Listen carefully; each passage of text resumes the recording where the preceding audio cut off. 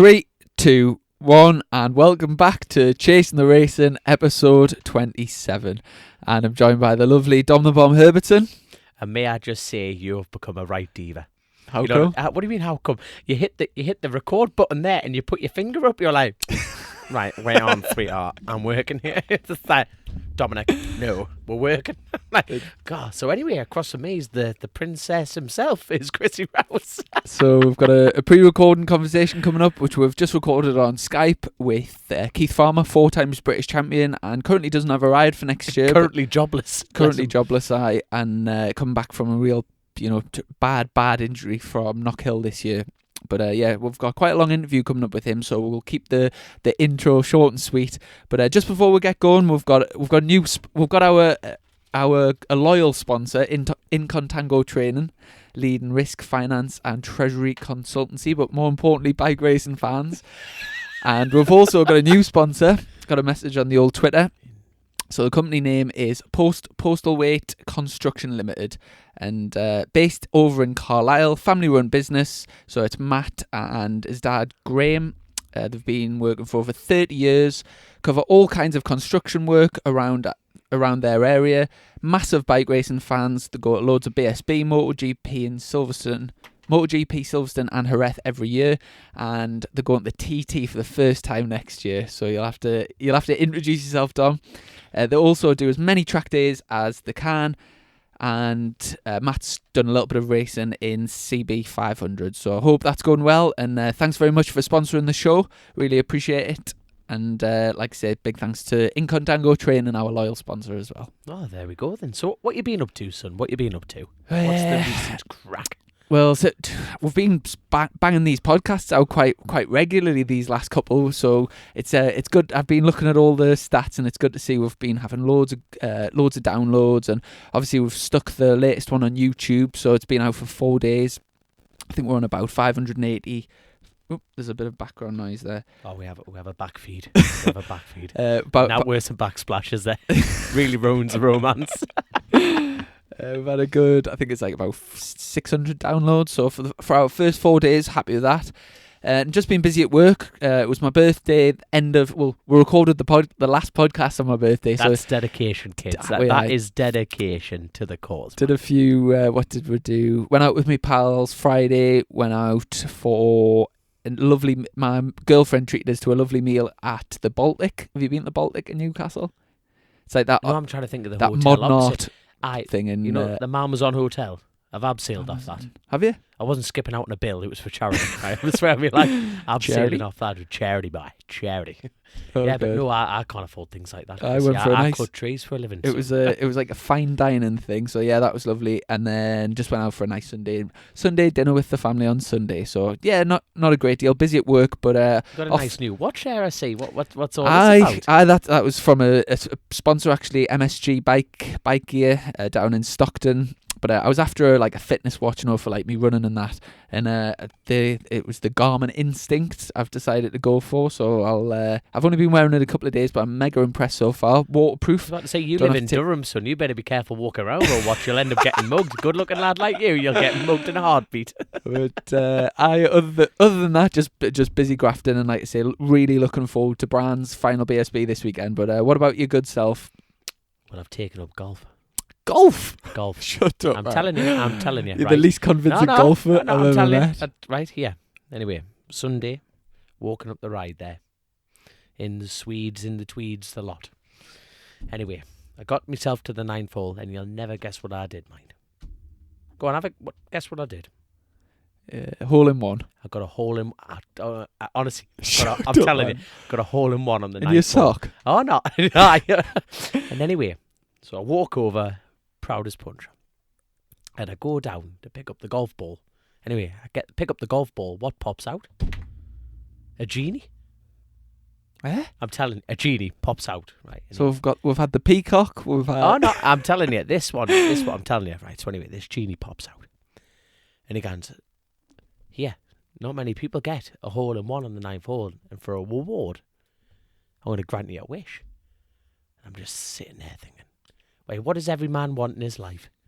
So anyway, I asked for a big penis.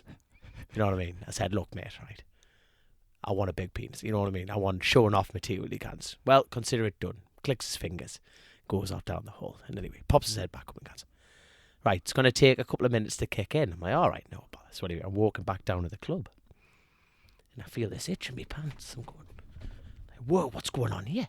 So anyway, I look down at the bottom of my trouser leg. What's sticking out the bottom? Well, it's the end, isn't it? Hanging out the bottom, dragging across the floor, and I'm looking down, going, oh, no, what, I'm panicking. So anyway, what do I see behind us? Terry. Terry, well, you're not Terry. Anyway, he works on the shops. Anyway, Terry comes over and goes, you didn't, did you? I goes, what are you on about? He goes, you got a hole in one on the 9th. I goes, how do you know? He goes, well, you know, I asked for more money anyway. I've spent a lot of it. I said, what am I going to do? He goes, well, you're going to have to do the same thing I'm doing. I'm going, wait, what's that? He says, you're going to have to go back to the 9th hole and try and get a hole in one again. I've been trying for years now. I'm going, well, I can't walk in the clubhouse with this thing, mind. It's bloody embarrassing. So anyway, all night, Sunday night, Chrissy. All night, mind. Full of Red Bull, full of everything. Chipping away. Guess what? I didn't only go and do it again, didn't I? So anyway, I run over the 9th hole. I pick out the golf ball.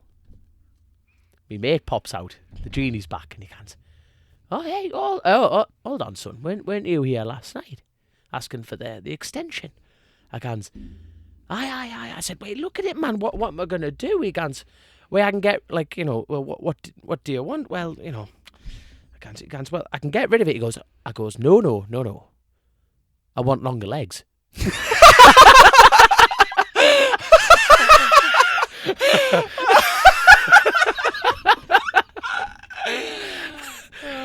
So that was my weekend. How was it? So they are onto the podcast. You just got us thinking of it. My mate told us a good joke at the weekend, but I'm trying to think. I don't think I could. We don't have. It was an acting one. We'll save it for next week. No, that's a piggy style joke. It is a piggy style. No, I actually nicked that from a guy called Stephen Moore. I was running around the place with a moustache. I was racing up his fortune on the weekend. I see. Well, firstly, you were at Croft, weren't you, with RC Express team for a test day? They didn't take any wet tyres. And it was in the northeast. In the northeast, I know. So Danny Horn came all the way up with the 2 bikes. So Paul Jordan was over here working at Durham. So he came down just for the test day. So he's racing at Brands this weekend on the Supersport bike. So he's whipping around doing laps, and I'm just sitting there with my finger in my arse going, oh, God, wait, I've got nothing to do here. Oh, and I think it just started to dry up on the last session. So we got around about, 10 laps in, just to get the bikes shaking. Like, Danny's just rebuilt the pair of them. So just to shake them down and get them prepped. And no, I was kind of hoping, you know, like you said, we're in the northeast, so we're not going to get the good weather all the weekend. But I'll tell you what, did you see the times from Croft this weekend? No, I haven't seen the it. No Limits Club. Well, Barry Teasdale won the the Pirelli Super Series or whatever it's called. Something like that. And 21s or something. Did they get down to 21s? The last time I saw was 22s. I think Baz does do 21s. What have you done around there? I've never been on 1,000. So. Oh, get in somewhere. I'm faster than you. There's 2 tracks TT in there. No, I've only ever gone in March, and I used to go with my own bike and my own friends and that. But I could get down. Well, both of them. What friends and what? Like you cheeky bugger. No. So, I could get down to 23s. No, that is shifting around Croft, isn't it? James Counton could do a 24 and a 600. Bloody hell. You know what I mean? That just showed what the lad could do. Mm-hmm. But like with me, Barry, were like doing 23s in March. Yeah. You know, and it's like, it just shows. And it wasn't the warmest of weekends. You know, it's quite the polar opposite in the times. But like Crowley was doing 23s, Johnson, they're all down to 23s, 22s, and you think, for essentially a club, it just shows the strength of like who was there. Yeah, everyone was definitely. shaking down, getting ready. But like John Ingram was there, and pretty much the Thundersport grid Turned up. It would be nice one day to get Croft obviously back on the BSB calendar, just for us to have a local round. But I think they are. Really? No, plans? Well, they've actually reinforced, because obviously they were. I was speaking to one of the marshals. I think they're obviously a local for local people, and they're redoing the safety barriers. Aye. And like putting up considerably bigger chain link fences behind the chain link that we've already got. And I think they're putting planning permission in for bigger calves and everything. Right. Bearing in mind, they've re-tarmacked the whole thing in April this year. I see. So the British touring cars are there. So, you know, and you know what them car idiots are like. They like to spend money. So I think they want to put it back on. But like you say, to have because your local Mhm. is Knockhill. Aye, which is still like what 100 and, if you go the motorway way, it's like 140 miles. So it's not Nice. really that. It's my closest, but it's not local by any stretch That's of the it, imagination. But it would be mint to have Croft back. The last time Croft was on the BSB calendar, I was in.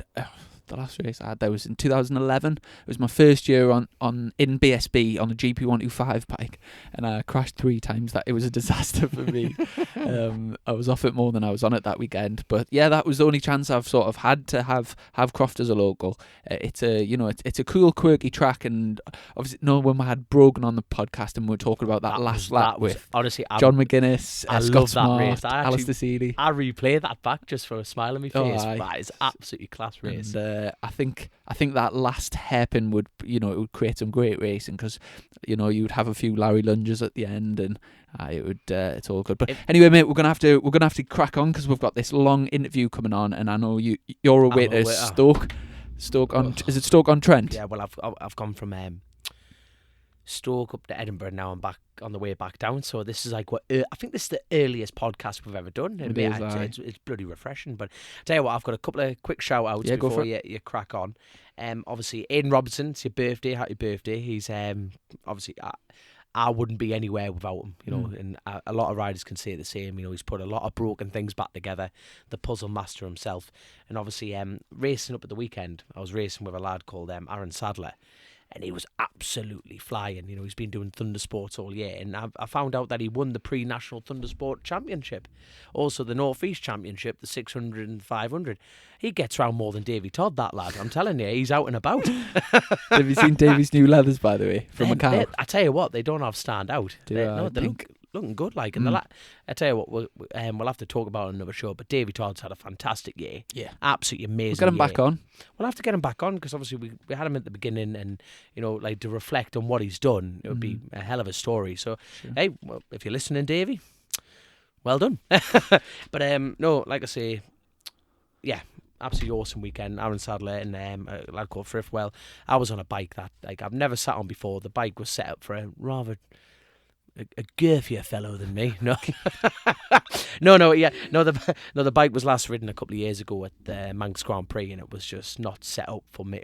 Put it this way, Chrissy, the bike, a fat lass in a rowing boat would have had more stability than what I had on that weekend. Absolutely loved it though, and it's definitely highlighted what I've learned from this year, like working with Colin Davies, who he's McCam's, Yamaha's, he's Jason O'Halloran's crew chief, and I really have learned this year what I want from a bike. And sometimes you've got to hop on. Like, quite frankly, the bike wasn't set up, and Peter Dobson, who lent me the bike, absolutely, he's more laid back than deflated Lilo.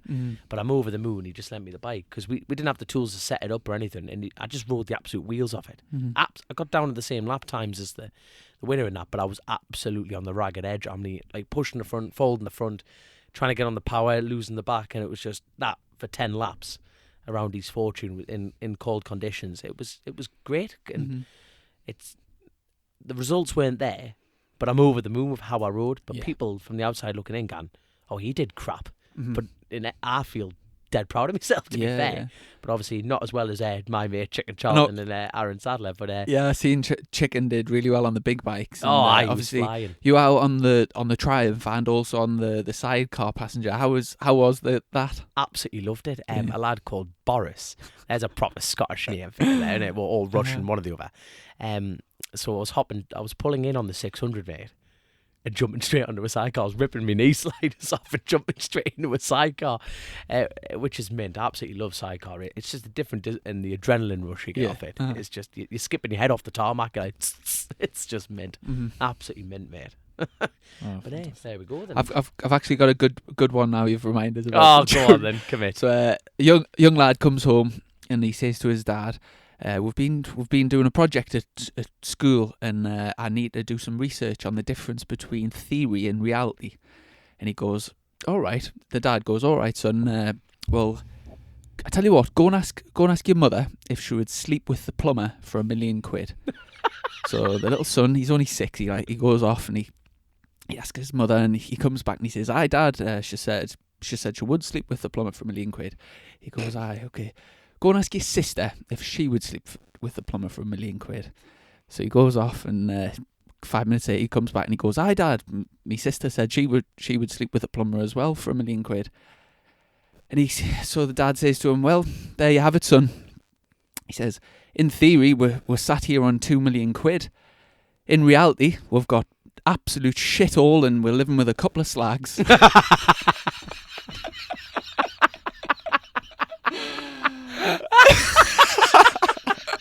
Anyway, this podcast is becoming a bit of a Comedy Central rather than bike racing. But over to Keith anyway. Over to Keith, yeah. Crack on with that. Yeah. Crack on with that. There we are. So we're joined by 4 times British champion and all-round nice guy, Keith Farmer. How are you doing, Keith? Yeah, I'm not too bad, thanks. All good, really, considering. I was about to say, Chrissy, we don't even know if he's a nice guy yet. We're just about to interview him. He could be a total arsehole for all we know. I'm not that bad now. I know Keith well, and luckily I've spent a couple of mornings this year standing waiting for me bacon and egg sandwich, having a good natter to him. It's hard to beat a good bacon and egg sandwich before you go ride a bike. That's the one, off the old candy man. But yeah. How's obviously this season, hasn't really went to plan with the crash at Knockhill. I guess the most important thing is how's the rehab going, and how's the legs doing? Yeah, considering it's 16 weeks now, it's been eventful. Like the pain barrier has sort of exceeded my expectations, to be honest, because like the first couple of weeks was absolutely horrendous. At that point, I didn't really want to ride a bike again. In all honesty, with obviously the crash on the Saturday, operated first thing Sunday morning, and then again on the Tuesday a second operation just to tidy things up and remove bits of bone that weren't obviously going to be back in place, and get a skin graft. And ever since that evening, they took me off the main drug, and ever since I went off that, it was just like the first 3 days was absolutely horrendous, and because because the painkiller wasn't there, it was just like normal, normal tablets. That was nothing horrific, and it put your mind crazy, to be honest. I didn't want to know anybody. I didn't want to do anything. I'd hardly spoke to my missus while I was in hospital, just because the pain for them couple of days was horrendous. But it's ever since then, it's not too bad. It's bearable, and got out of hospital after a week and a half, and ever since then it's just been sort of every day as it comes, really. It's crazy, to be honest, what doctors can do now. And after my second operation on the Tuesday, they had me standing that evening, and then every day after that was like take a couple more steps, and within a week and a half they had me fully walking up and down stairs on crutches, and then I got out, and ever since then it's just been like cryotherapy. Traveled to Blackburn for 3 weeks on the trot every morning, and then just loads of physio, swimming, cycling. So it's not too bad now. It's getting there. It's just the range of movement more than anything now. Bloody hell, yes. Without a doubt, you've literally dragged yourself out of hell there. But but it's a case of explain to our listeners, for people who haven't obviously seen the crash, what exactly happened, as far as you can tell. I seen P2 on my board. That's what happened. I remember watching the session, because obviously it was at Knockhill, and I think that something had been cancelled, so you had like an hour-long qualifying session at the end of the day. It was absolutely pissing down, horrendous conditions, and I remember there was you, and I think it was the Honda lads, Forres and you, and were like just. You got down in the 53s pretty quickly, and then it was just the lap times were like unbelievable for the weather conditions. It was. I can't remember what happened with the delay, and our qualifying was meant to be at 4:00, and obviously the rain had just came, and it was delayed to 6. And in hindsight, here it's one of them. You ride to the conditions, but I just genuinely felt really, really comfortable. The bike was mega out of the box, and To be honest, I was taking liberties really because I did feel so comfortable, and I went in till coming with 5 minutes to go. I was P2, and in hindsight, yeah, you should have sat there. But being a racer, I've never ever really wanted to settle for P2, and I was just all they needed was another tenth, and that tenth cost me two broken legs, unfortunately. But you know, went into turn three, like literally started to tuck the front, and I just lifted it, and with lifting it, I ran a little bit wide, and I just clipped the white line, and basically that was it. I was just a passenger then, and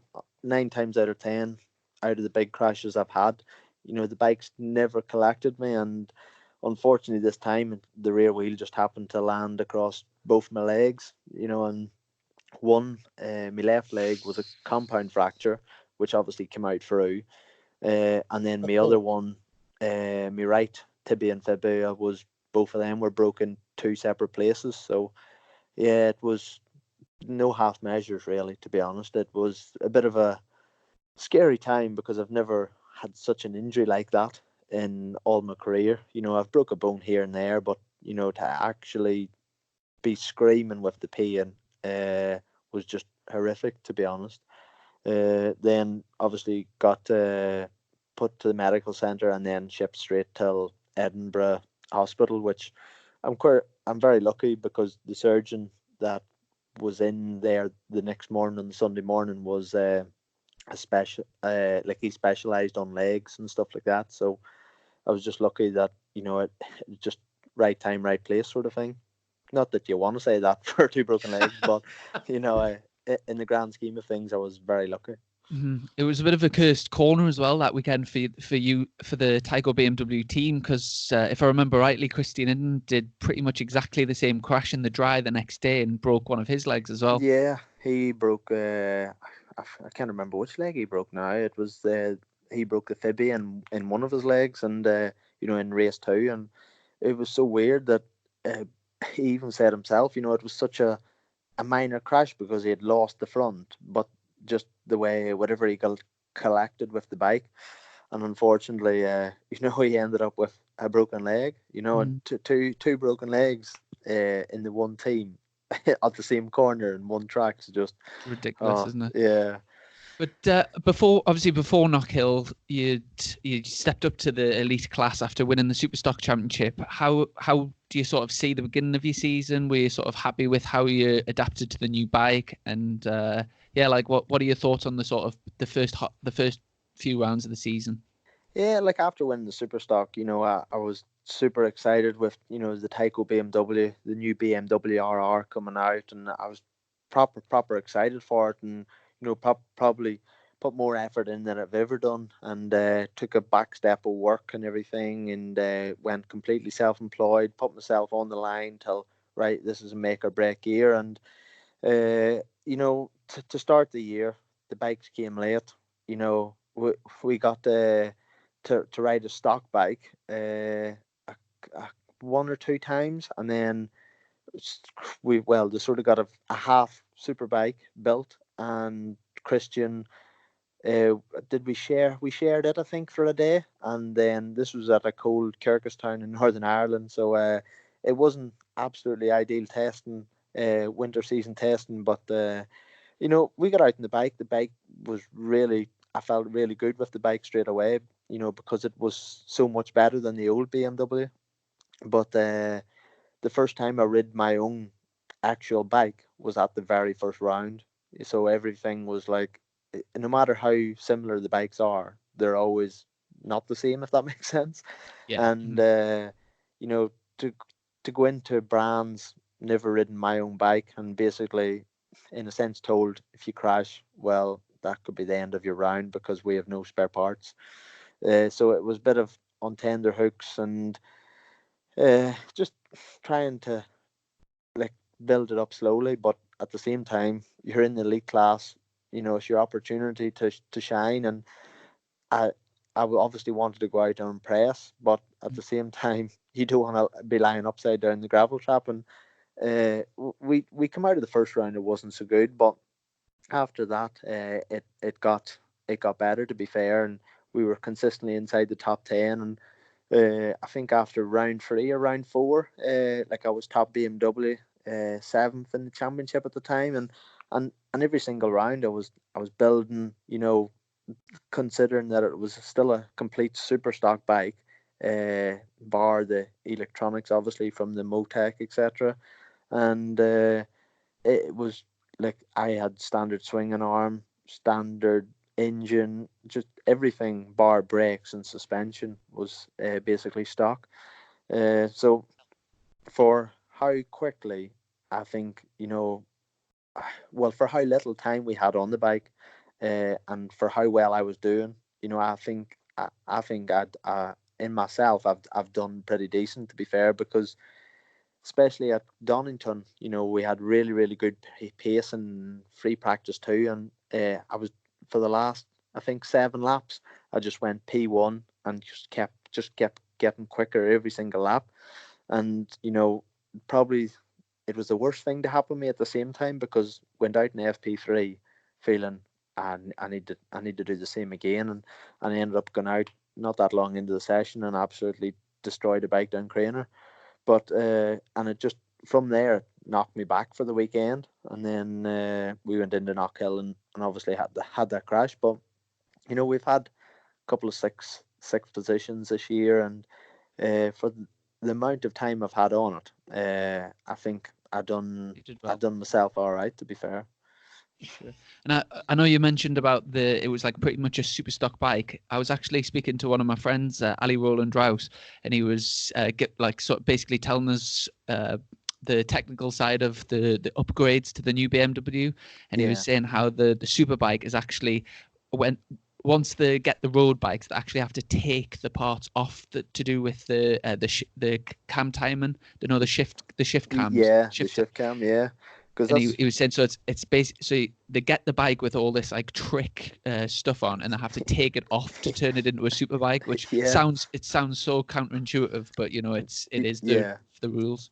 Yeah, that's just the way it was. And it was frustrating, obviously, to start the season off with no testing at all, bar a couple of cold days, in around Kyrgyzstan. But at the same time, we felt the good in the bike. We knew the bike had the capability of doing well. So it was the sort of, you need to think positive on the job and just stay with it, really. But no, it was pretty frustrating, because obviously this stock bike that I originally rode, and then obviously the next time I was on a super bike, my own super bike, it felt felt slow to it, and just because, like you say, the shift cam, it was disabled, so there was obviously not, you didn't feel that power come in all of a sudden, but it was still good, and then I think when we got the shift cam eventually working, I think it was either Donington or just after Donington. But you didn't, because you were riding the bike. You were never in that low RPM to find the difference in the shift cam, really. So in a sense, once you got it, you didn't actually feel no difference, if that makes sense. So it's the bike has really good potential, to be honest, and I think all the bike needs is 5 miles per hour, and that's easier said than done, because they've obviously tried with a few engines this year uh, to get that extra horsepower and mile an hour, but every time they did, they've had a failure. So hence why they're still running a stock engine. Have you been surprised by Andy Reid's performances this year? Obviously, running for Tyco BMW in the Superstock Championship, and after having tested the bike, and I know that after you rode it for the first time, you thought it was like a substantial upgrade from the bike you were on the year before when you won the championship. Were you sort of maybe expecting more from Andy this year? Yeah, it was a tough one for Andy, because he done so well last year on the Aprilia and had race wins, and sort of confidence was high. And then he obviously got an injury, came back, and then absolutely snapped his two wrists again, I think. And he had been off a bike for 8 months, so I think he needed wrapped up and sort of cuddled, to give him the confidence back. And I think obviously with the new bike, after obviously I had rid the first bike, my actually first reaction was, oh my God. I said to Philip, I was like, if I had that bike last year, no one would have seen the way I went, because it was honestly, it felt that good. You know, you hit every single apex. Like the old bike, you looked for everyone. You didn't hit any of them, but you looked for it. And you know, for it's so difficult, because after I had rid it initially, the electronics kept changing. You know, and I don't know whose part that was on, whether it was Andy looking at changed or just BMW changing it. But he ended up, you know, just struggling with the electronics wasn't right. And I was, you know, with how good the bike was initially, which I felt, I was disappointed in Andy, because I genuinely thought with that bike he would have absolutely come in and, you know, put the hammer down and done some damage on people really. But you know, I think he's one of them. He's, you know, he's such a talented kid, but he just needs to pull the reins back a little bit, you know, and finish the season out. And it's people end up remembering you, you know, for not finishing seasons. And this is, unfortunately, this is my first season not finishing since I started in 2011. So it's not You ideal, are but learning. You are learning to walk again, Keith. So don't be too hard on yourself. You know what I mean? You've grown a brand new pair of legs, so don't beat yourself up too much, yeah, son. at least we've got some titanium in there to keep me supported, so it's not too bad. But yeah, it's, you know, with the new bike, it was obviously he started to go places at Cadwell, and then, you know, had a big one. And I don't know, I haven't properly actually spoke to him, to be honest, since, because obviously I've been out and injured, and I haven't seen him since. But you know, obviously Taylor's came back and shown the potential, you know, on the new bike, and it just shows like how good that bike is really. To be honest, I Sure. think for next year, I think there'll be quite a few BMWs out there of that, you know. Sure. And obviously, you've just mentioned about coming over racing. If did you say from 2011? Yeah, that was me. I done, like in Northern Ireland, I done six or seven races on as my standard R6 that year in the Irish Championship. And then basically the fella that was looking after me, Darren Gawley, had actually said to me, he says, you need to get over to England as soon as possible. And we made the trip over every single round in 2011, and then eventually in 2012 I moved over here. So it was obviously 2011 was the start of the championships. You know, I didn't score points at the first round, but then the next six races, tracks that I'd never ever been to, and I won them just off the bat. You know, so it was a steep learning curve. But I suppose like everything progresses. But I don't think the riders and the, you know, the talent of everyone was maybe just as good. Whereas at the minute now, in every single class in BSB, it's just like, it's every, you know, they're breaking lap records all the time, nearly every time they go to a track. So but it's like anything, everything progresses, as I said. I remember that year when you were doing Super Stock 600, and am I right in saying you were battling with Glenn Irwin? Yeah, yeah, So the two Northern Irish lads, and yeah. obviously that sort of rivalry progressed throughout the years, and then it sort of transferred over to Glenn's younger brother Andy. How's your relationship with the Irwin family? Uh, yeah, it's good. No, it's here. I've never, you know, at the end of the day, I'm one of them people. I speak to everyone, and no matter who I race against. And to be honest, I've never ever like, me and Glenn raced, and we battled every single weekend in 2011, and then 12 I moved out and wasn't battling against anyone. And then obviously in 18 was it? No, The 17, Super Sport, sorry. yeah. In the Super Sport, I ended up, you know, battling with Andrew. And you know, we had clashes and this and that and the other. And you know, he battled into me and I battled into him. And it's just racing. But I think not Andrew. Andrew never, you know, stopped speaking to me or out. But I think Glenn took it a bit more personally than anything. But you know, I always I always say hello. It's I always find things, when people don't speak to you, I always find that if you say hello, it'll obviously annoy them more. So I'm one of them. Would go out of my way to say hello just for badness, but That explains a no, lot, mine, because every time I say hello to you, you don't say anything to me. I was thinking that. You know what I mean? I'm like, that's hello, because I always think. keep it. I'm like, you're like, oh, that, That's oh, because I can't sorry. stop thinking of you. The last time I saw you, your face was covered in cream in Cookstown in Northern Ireland. Look, hold on. Right, that's a rumor. Right, that's a rumor. Right, that's I don't definitely a want to rumor. know what I you am and not Cameron walking around Dawson get Northern up Ireland to. with, oh, steady on, boy. The rumor mill is flying here. Aye, that was a good bit of crack. That was a good bit of crack. It Yeah. was for a charity doing anyway, that little Dawson Pillock, he got the upper hand and howked a huge cake in my face, and I was trying to That's eat the right. thing. Yeah, It was a that's good bit right. of crack, man. Yeah. But anyway, let's go back a few subjects here. So obviously, 2011, you just thought, right, you did the Irish Championship, and then you thought, right, straight into BSB. So what's your background before that? Motocross, supermoto, Yeah. horse riding, welding, cocaine dealing. What's your background, son? Well, basically, whenever before like anything, obviously coming out of school, I was in motocross and this, and that, and the other, and I always loved motocross. I still ride my motocross and that for training purposes and all the rest. But I moved at 16. I think I went to supermoto, and then I was British number two.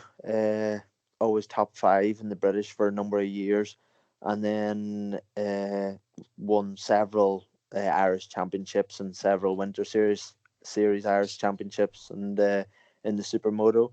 And then I think it was 2009. I'd signed up a deal to go to ride for KTM in Europe on the supermoto, and last minute it fell through. Like within a week for me to fly out, I was literally packing up and just packing my bags and flying out to Spain, and just stopping there for the year.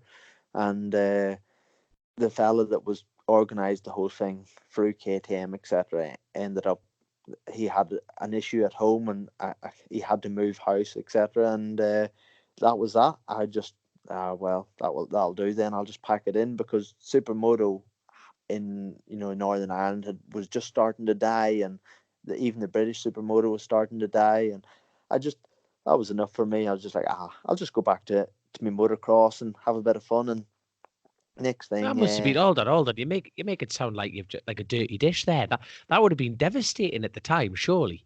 You know oh what I mean? yeah, 'Cause yeah, that was like a career changing.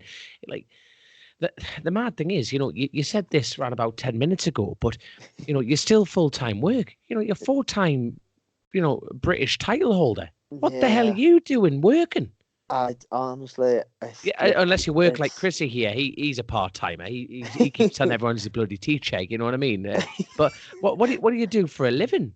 Obviously, they've got my to have wheelchair access for you at the moment. But yeah. what? The what do you call it? I work for a digger company, and basically they put like it's Waitings drainage, so they do drainage, like pipe contractors, and like we work on a lot of windmills, putting like cable ducting and stuff in. And to be honest, we've been all over the country, our company. So it's actually, to be fair, that reminds me, the at the London one of the London airports where they found the bomb, the old World War II bomb.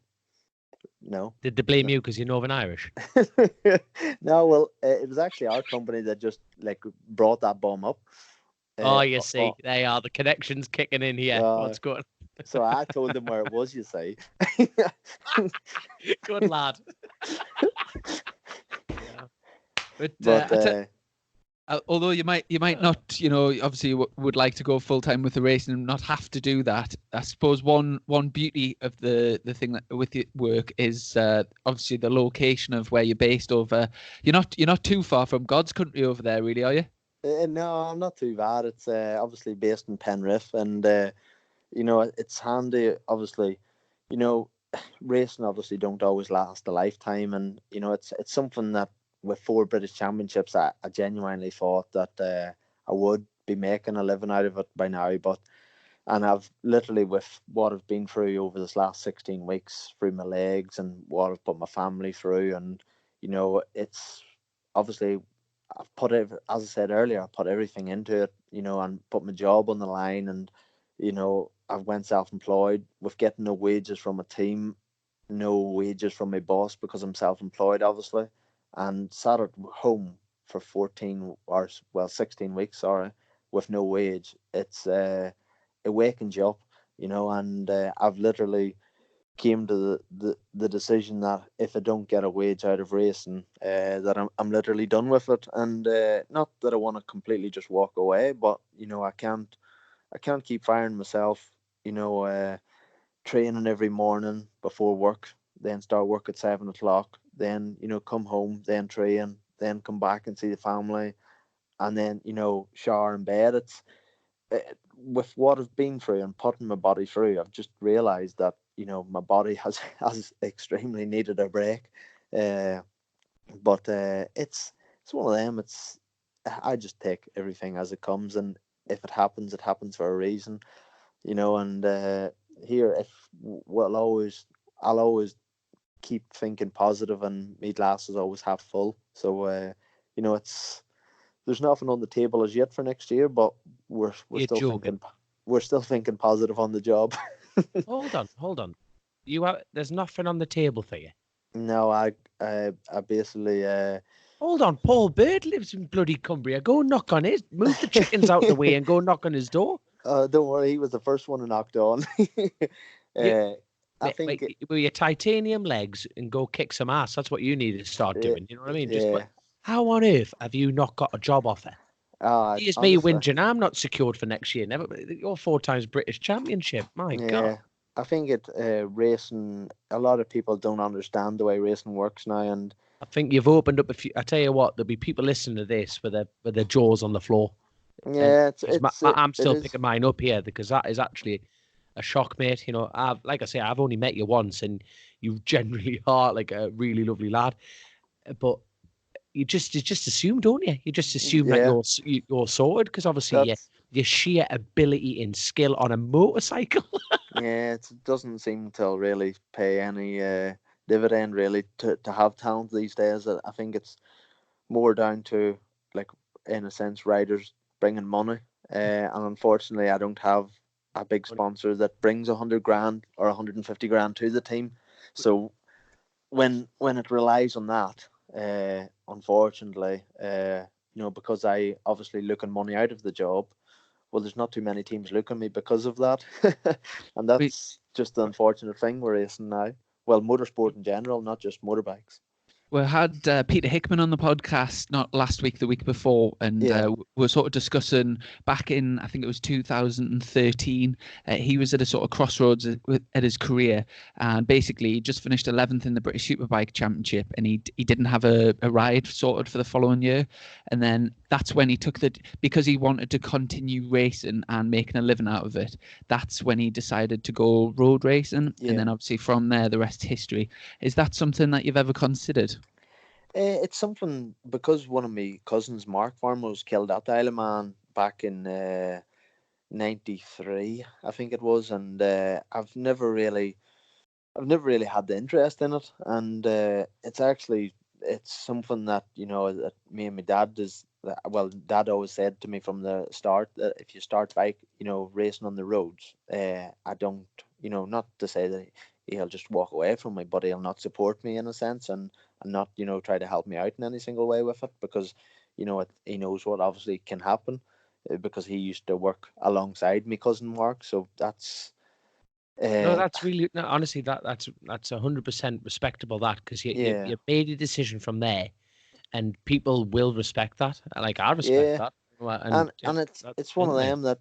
them that if I chose to a few riders, because they do Northwest, etc. They obviously get a bike, a ride easier, and this, that, and the other. And it was my actual daddy. He surprised me, and he says, "Would you not think of doing the Northwest?" And I was that gobsmacked that he actually asked me. I was just like, no, I didn't. And I just here. I respect the guys that do it, like yourself, Dom, and but it's just not for me, and I find not find it hard, but to go out and put 100% effort into, short circuit racing and BSB, and to have, for me, I not I don't know, maybe I just can't concentrate for that long, and they're like doing a TT or something, but like you've one The split disciplines decision. are different. The disciplines Yeah, are totally different. You know what I yeah, mean? And it's and no, you've hit the nail totally on the head there. And like I say, I've always been a firm believer. Look, you either want to do the roads or you don't. And yeah, people have come into to the road scene looking for money and fame, and yeah, when it goes wrong, it goes wrong. And I yeah, just think, I get a few minutes. Oh, I'm thinking about doing this. I'm like, well, where was that attitude 5 years ago? They've been doing shorts, and like me, yeah, I was dragged up in road racing. That's all I've ever wanted to do. So, like I say, my hat goes off to you because yeah. you've stuck by your guns, son. But anyone listening to this, give this lad a job, for God's sake. You can ride a bike. Or just 100 grand. Yeah, that'll do. I'll just won't ride a bike again. Just give you 100 grand. There you go. Yeah, I'll take it to a team. No.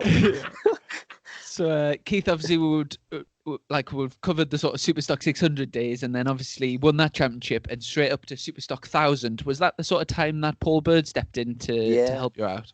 Yeah, well, actually, to be fair, the first time, because actually my, well, a sense manager at the time, Darren Gawley, who used to ride for Birdie back in the 125 days, and the Premier Two Strokes, and like he had said to Birdie, it was actually the first round two that year, and he said, "Look, come watch this kid. He's a bit of a talent, and this, and that, and the other." And I'm sure the amount of people that Birdie hears that from is unbelievable. But it just happened to work out that I ended up winning that first race, and at Oulton, and ever since then, he started helping out, looking after the bike. Got raffled till just because honestly, my bike was like a motocross bike. We thought it was mint, but when compared to the way Paul Bird does it, it was like a motocross bike. He'd sent pictures of when he was stripping it down, the back of the engine casings and everything. There was like muck stuck to it and everything. So Birdie has, to be fair, for people that probably won't know, he started helping me out, early 2011, looking after obviously and helping me out with suspension, tires, fuel, and then obviously with that going forward, winning that championship, he got me. He actually has put me out on a stock vow at where was it? Silverstone in 2011 at the European Stock Vow, and then obviously with doing not so bad, finishing behind I think Danny Buchan, who got a privateer or private ride that weekend at Silverstone. So who I think was it 2011? He was quite high up in the Super Stock Vow that year. But however, then went to ride the Super Stock Vow for him in 2012, and ended up winning that as well, which was a bit bizarre, really. To do two championships on the bounce, first time in each class, and then moved up till Superbike, which was in hindsight was just far too early for me. It was my second full year riding a short circuit bike from Supermoto and motocross, so I didn't have the knowledge of how setting a bike up properly worked, and I was just absolutely winging it and basically riding the wheels off the bike. In 2011 and 12, not so much having a clue of proper setup, and going till the Superbike obviously made me realize that, and I ended up trying too hard and having loads of crashes, and then me and Birdie parted company sort of halfway or just after halfway in the season. So first year on a superbike was an experience, but then A bit of an eye opener. yeah, definitely. But it just shows, I did have pace back then as well. To be fair, because I topped a couple of sessions, and I was at Fruxton. I was running second or third in a couple of races, obviously until I come off. But we shown we had good pace, but I just needed to calm everything down and obviously stop trying so hard. But rid Superbike in 2014 for PR Racing, PR Tires, I think it is, and they were on a quack, and it just didn't. I just didn't click with the bike, and we basically at Cadwell, I think we parted company, and I left the rest of that year. That was done, and then 2015, because I hadn't finished the year out again, then I was left with absolutely nothing on the table, really, to be honest. So I most of missed most of that year, and then ended up coming back to ride super stocker for Morello. Actually, it was, Yeah, I and remember with yeah, Josh Elliott. that's right. Yeah, because I've heard of that team before. Where's that yeah, name? but yeah, Steve had got me out, done a quick test at Donington, and he was super impressed and goes, right, we'll ride the last round, and ended up going into free practice 1 and 2, topped them, and qualifying. I think we ended up third or fourth, just Yeah, I remember like this.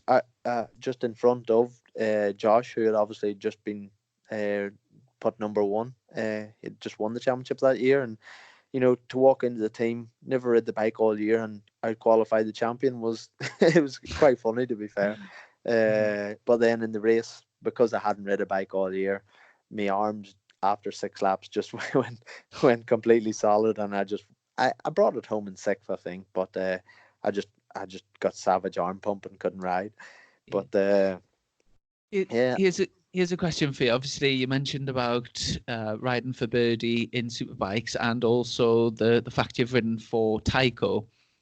If you obviously the obvious differences with the manufacturers are like clear to see, but in terms of a team and like the sort of atmosphere in the team and like what it's like to ride for both teams, what would you say is the differences? Is there anything that stands out?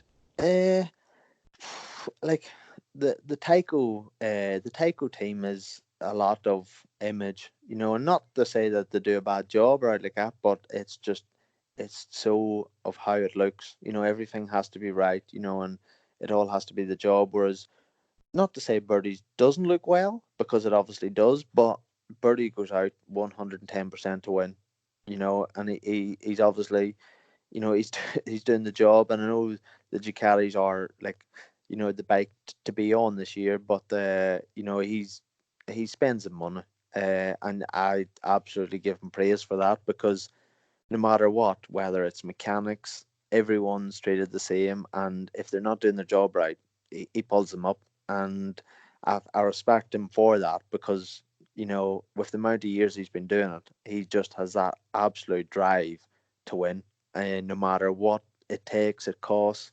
and he just puts everything into it. And I think that's why, in a sense, with chatting to Birdie, he obviously he keeps me motorhome for me. Fair play to him, and with being up there collecting my motorhome and this, that, and the other, and having the crack with him, and you know, he's just he has everyone knocking on his door looking to ride a bike. He's had everyone, from super sport riders, super stock riders, everything, and which is brilliant for him. But it Should leaves. I give him a ring? I feel like I'm the only one that hasn't rang him. If he wants a road runner, I can beep like the rest of them. You know what I mean? Yeah, well, here, why not? Join the club, because I asked as well. To be fair, but when you have the pick of riders and certain riders coming back from World Superbike, he has his pick, and uh, because he does his job so well, everyone wants to be in it, and it's absolutely, I know it's not a factory team, it's a factory supported team, but he runs it as if it is a clean factory team, because everything is nothing bold, everything's just perfect on it. And it shows that, look, top two riders in the BSB are Redden and Brooks, and I know they're good riders, don't get me wrong, but only for him having the drive to push everything in the right direction and everyone doing their job right, it he's doing a good job. Sure. And obviously, moving over from Northern Ireland and coming to Penrith, I take it that the link there was with Paul Bird. Yeah, well, I'd originally moved to Northampton with the girl that I was going with at the time in 2012, and obviously that didn't last, and I ended up moving up to birdies at the end of 2012, and I've just stayed around here ever since. It's beautiful place. I ended up, obviously, whenever me and Birdie fell out, I ended up getting a job with a local company, and I started that in October 8th, 2013, and I've been with them ever since. And they're good enough as they're a sponsor of mine as well, and a sponsor that I work for that lets me have all the time off for racing. You couldn't ask for anything better. So it's been good. I love living over here. It's just easier traveling than a boat trip every time with your either motorhome or a flight. It just leaves it a really long. Well, you end up away a week, really, don't you? Do you ever get across to our homeland over in Newcastle? Yeah, God's country. God's country, young. I fly over there. I fly from there every month because I fly back to Northern Ireland to see my eldest daughter Sophie. So I fly from Newcastle every month. So that's Newcastle to Belfast. Yeah. Pop in for a pint, young'un. Ah. What's I don't think you could handle a pint. What's your Geordie accent like? Oh, it's not so good. I don't do accents like. Try Kawasaki clutch cover. Kawasaki clutch cover, like. Good lad. I tell you what, that's better than my Irish accent anyway. So.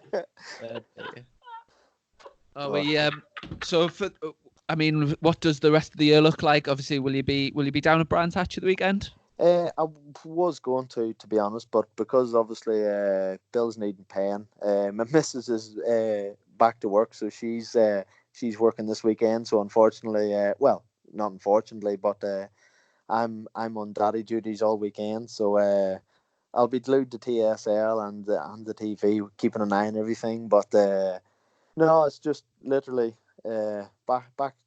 Well, not back to work just yet. I'm signed off until the 30th of October, until I go for my my next checkup, just to see how all's healing really. But other than that, it's just waiting on phone calls after this podcast that everyone's going to be coming in with the checks.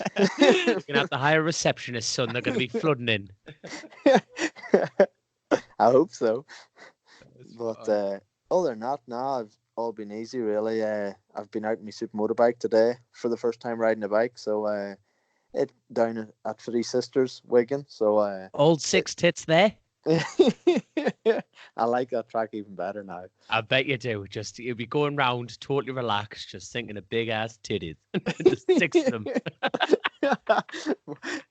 I hope your wife's not listening to this. Like, you're never going down to Wigan again. Yeah, right? Well, wind your neck in.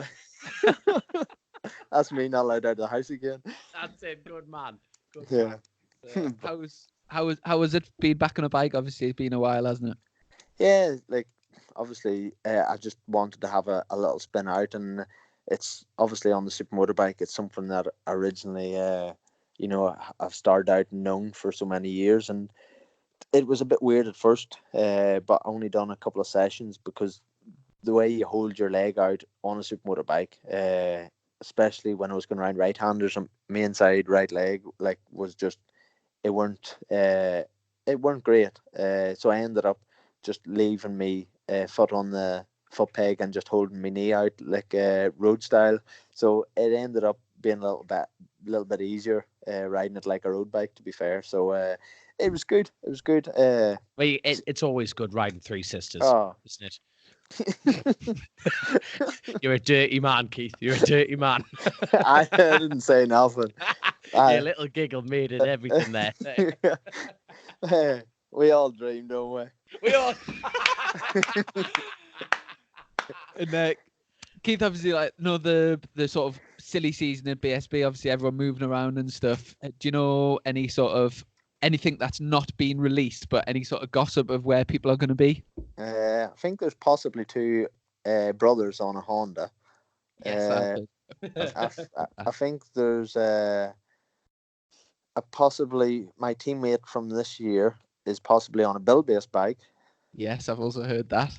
And possibly Sideshow Bob is possibly on a Tyco bike. Sideshow Bob, who's that? Hey, man.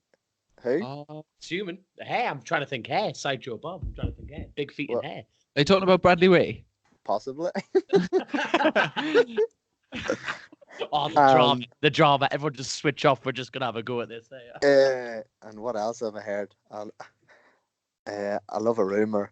What about Case- Christian? Ke- Eden? He's Oh, that's my Bill teammate that's going Bill Bates. And I'll just fire this in for the mix. I love a rumor. So Casey Stone's riding for Birdie, but you didn't hear. You never know, do you? That is, I suppose, the big talking point, because I mean, lots of people have been in the sort of frame, like you say, World Superbike riders coming back. I heard Leon Camier a while ago, but then I've also heard that he signed for, is it Marawaki or someone in World Superbikes? I'd heard that at Donington, and but he's staying where he is. I think the high possibility of anyone coming back, I think it's going to be Leon Haslam, to be honest. Right. Okay. From what I've heard. But other than that, I don't think I've heard out else. Well, spot on. Well, we're going to have to wrap it up there with the rumour mill. This is great. Yeah. Well, Watch the space, Casey Stone, exactly. honestly. Well, Keith, thanks so much for joining us on Chasing the Racing, and we'll get this put out on all the usual places, and we'll also stick it on YouTube. 'Cause we've just made our new venture onto YouTube, so we're picking up a few new subscribers. And are you a podcast man? Do you listen to podcasts? Not recently, to be fair, but no, I'm going to start now because, to be honest, I can't even wait to listen back to this to get a laugh. Good man. Between Geordies and Northern Irish people, no one's going to understand us. Spot on. Well, have you got anything else to say, Dom? I didn't realise he'd be this good a crack, actually. There you are. That's the truth of it. Good man, Keeper. Honestly, thank you so much for getting on the show. No worries. So much, Thanks for having us. Great. Well, thanks for joining us, and I'll speak to you soon. And No obviously, worries. send you all my best wishes for your legs. Obviously, hope you heal up soon, and we'll hopefully see you back in the BSB Championship next year. Spot on. I'll do, and good luck for the last round at Brands this weekend. Thank you very much, mate. See you soon. No Take worries. care. Cheers. Bye-bye. Cheers. Bye-bye. So, cracking interview with Keith. Obviously, great guest on the podcast, and all around nice bloke. What a well-spoken gentleman he is, mind, isn't he? Aye, he's he's had a torrid time this year. Obviously, after that off that he had at Knockhill, that, like I say, he crashed at that corner, and then the next day Chrissy and Dom did exactly the same thing and broke his leg as well.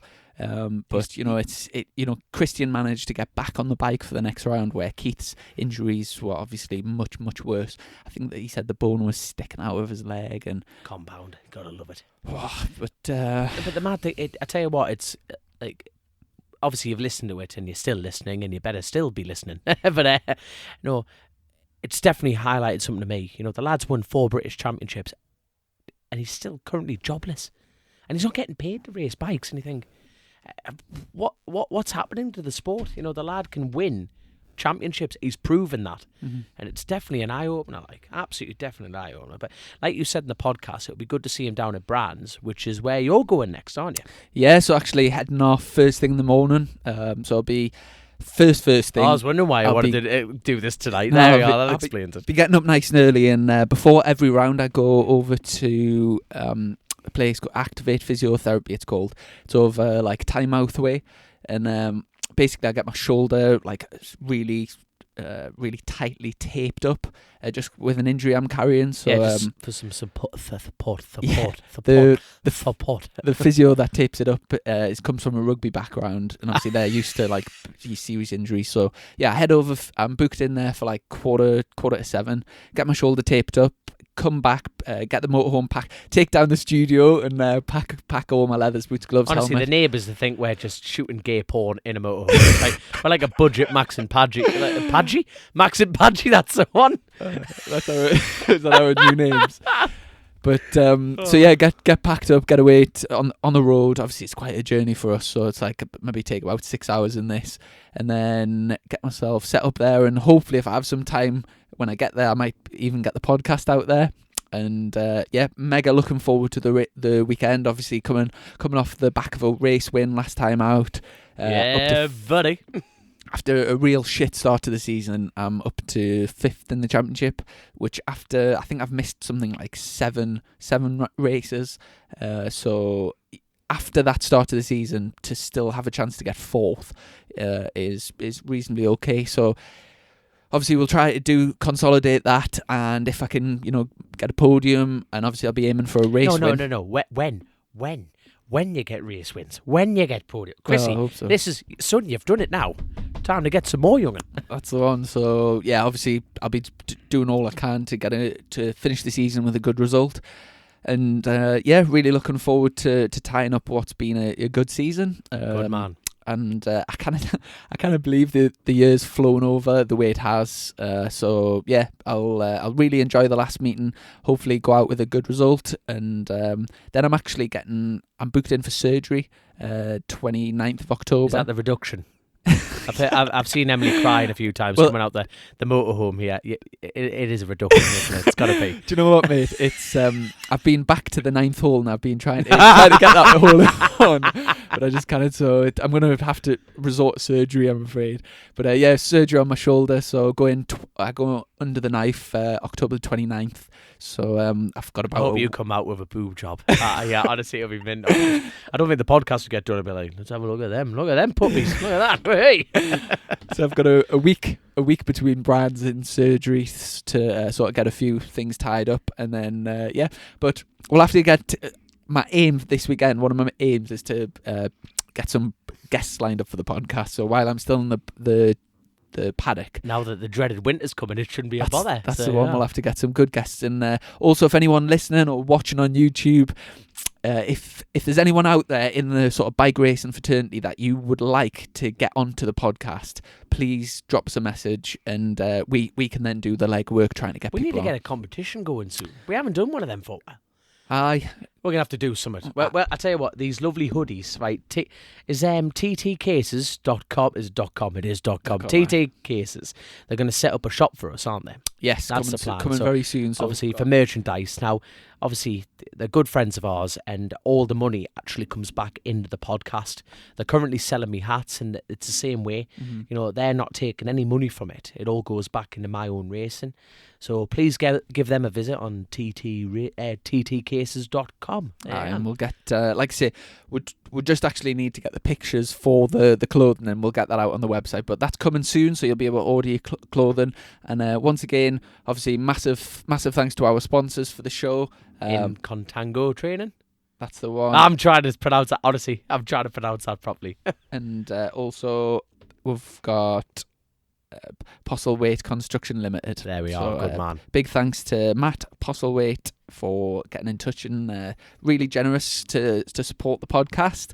And looking forward to the weekend, and we'll get a new podcast out sometime soon. But thanks very much, and you'll have to get some new jokes for next week. My life's a joke, mate. That's all you need to know. There you go. Spot on.